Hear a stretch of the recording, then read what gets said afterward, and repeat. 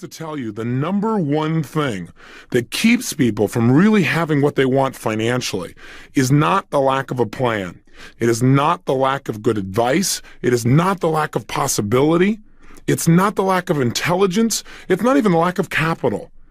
It is this unending process that most Americans go through of sabotaging their own financial success. So why do we do this to ourselves?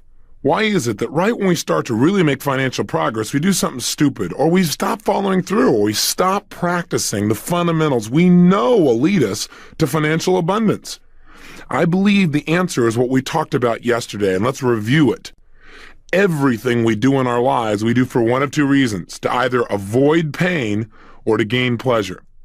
If you are sabotaging yourself in any area, and we're going to talk about this again and again, it is simply because you believe at some level of your thinking, subconscious thinking, if not conscious thinking, that this situation that you're getting involved in, the accumulation of additional capital, is going to lead to more pain than pleasure.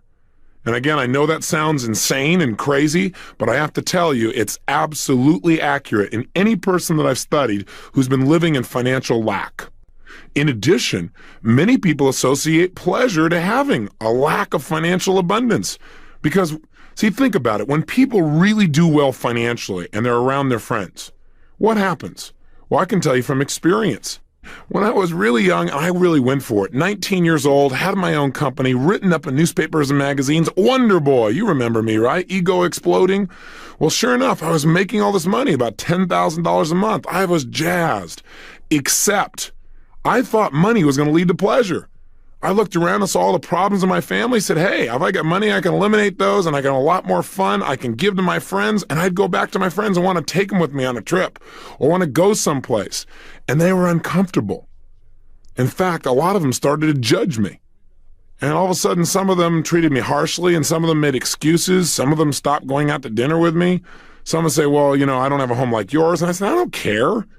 But what began to happen is I began to link that having money didn't mean the pleasure I thought it was going to mean.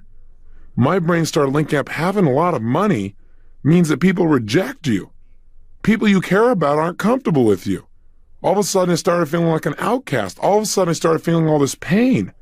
And sure enough, within a short period of time, my brain, on some level, not consciously, but subconsciously, began to just destroy everything economically.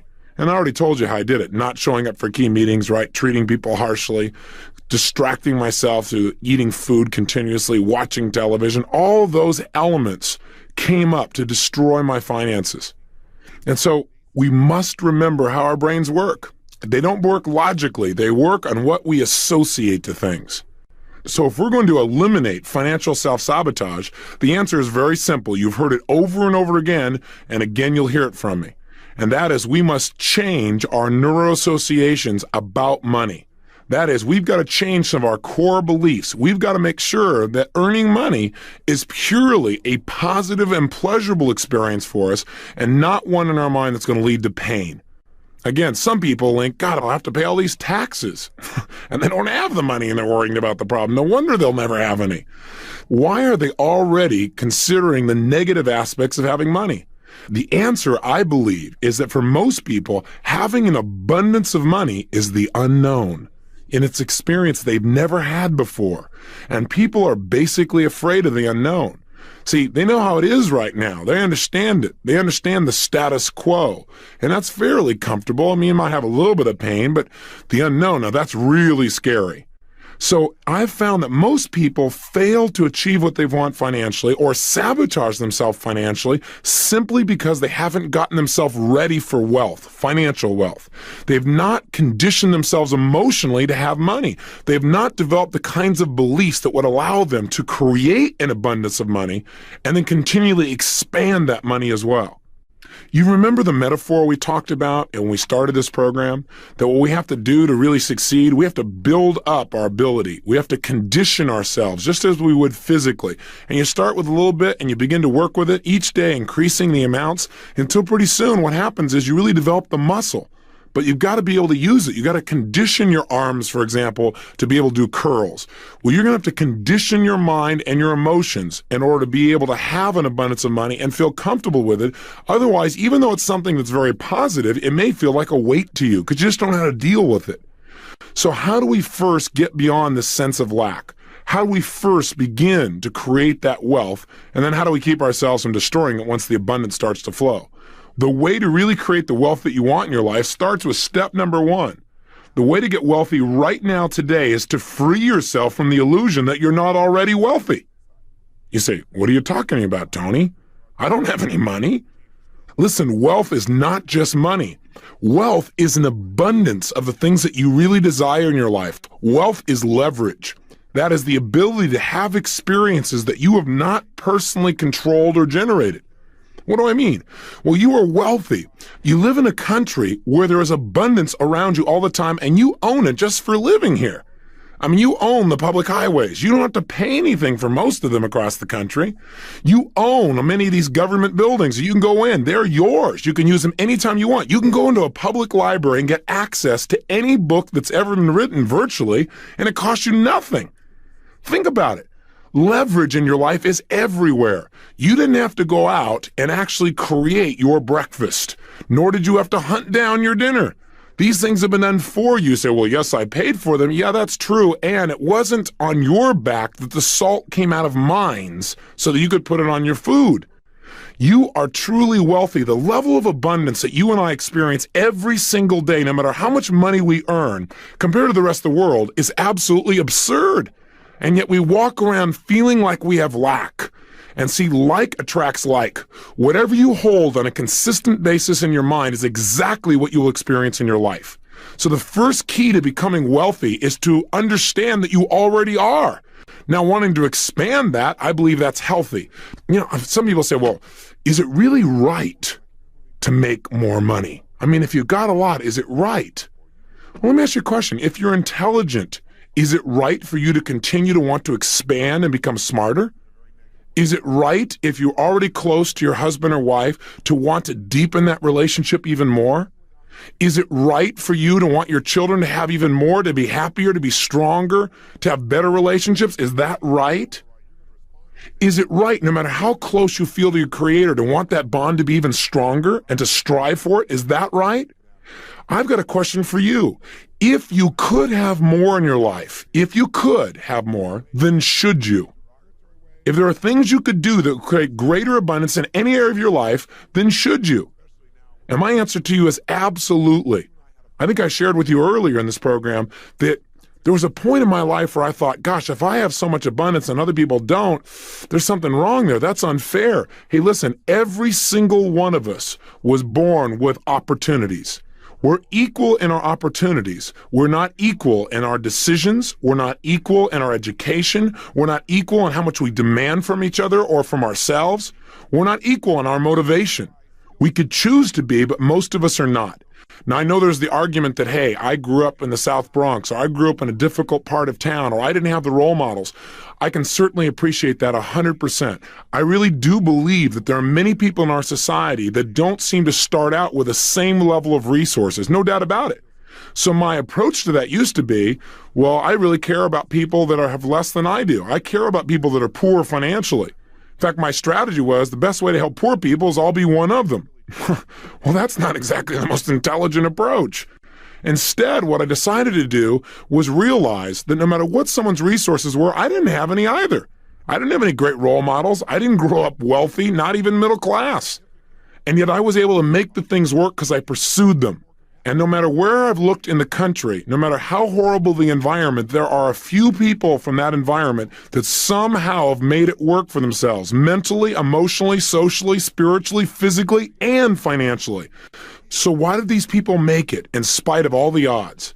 The answer was not necessarily more talent or more ability, but that they were able to get access to their talent and ability because they had beliefs that empowered them in each of these areas, including financial.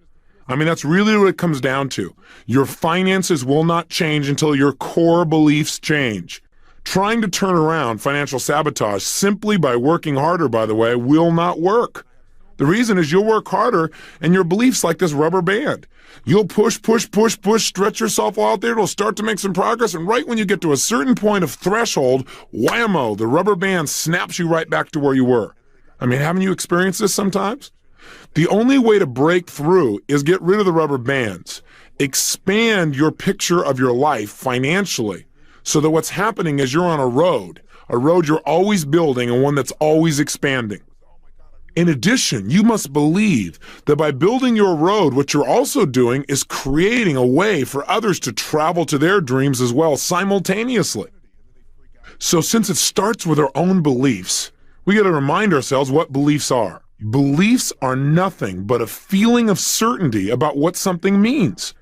So again, if you've got limiting beliefs, it just means you've got beliefs, you have a feeling of certainty that having money is going to be more painful than not having it. That having an abundance of money is going to be more painful than not having an abundance. Yeah, you can get by and it'll be okay. You've got to change that. How do we do it? Well, one, the easiest way to change anything is to link pain to the thing we want to change. In other words, link in our own minds that if I don't change this belief system, it's going to cost me so much, it's going to hurt so bad, that your brain says, I'll do anything to get rid of that belief, and then show your brain an alternative, one that by applying it, you'll have pleasure. Now, what most people do in life is sit around and hope that someday something magical will turn it around. Or again, they go out and just work harder and harder and harder, and they wonder why they still can't make it financially. No matter how much money they make, they always end up with more month at the end of the money. Maybe I was one of the lucky ones. Maybe I just have a low threshold for pain because I just couldn't take it. I found so much frustration in not being able to go certain places, not being able to be with certain people who are traveling, not being able to give some of the things I really wanted to give most to the people I cared about, not being able to have the lifestyle and the freedom of choice in terms of my time and my energy and the things that I was going to have in my life as well. It was so painful, so embarrassing, so frustrating that finally one day I said, I have had it. And that is a great place to get. Get to the place where you've had it, where you've gone through threshold, where you're not willing to do that anymore. But here's the key. When you realize you've got it, know what the reason is. It's because of your beliefs, and you need to go inside and shift them now. So how do we do this? I'm going to guide you through a 3 or 4 step process right now to eliminate self-sabotage in the area of finances forever. So let's go for it. Get your success journal or pull over the car now. This is the time. As you pull it out, here's what we're going to do. And if you need to, stop the tape and come back to me. You have 30 seconds. Go. Welcome back. I again hope I'm welcoming you back. And you did turn off this thing while you went and got your success journal. You don't want to write on a scrap of piece of paper. Keep that thing with you. Okay? Good. Now here's what I'd like you to do. I'd like, if you would, to write down all of the pain that you presently experience in your life because you don't have the level of financial abundance that you truly deserve. In other words, what are you losing right now? What are you missing out on? What's it costing in your life not to have financial abundance? In other words, our goal here is to not just be intellectual, but to really get ourselves to experience once and for all a tremendous amount of pain from not having finances. So really go into your gut, go into your core and say, okay, what are the things I really want to do or be or share or create or give or make that I cannot do right now because I don't have financial abundance. I've got enough finances to get by, or I've got a, maybe even worse, you're comfortable. That's really a death rattle in terms of finances. But what are some of the things beyond that you're missing out on? Maybe just the self-esteem of knowing that you can create as much as you want in an instant. What is it that you're missing out on? I'm going to give you about 2.5 minutes to do this. So please begin now.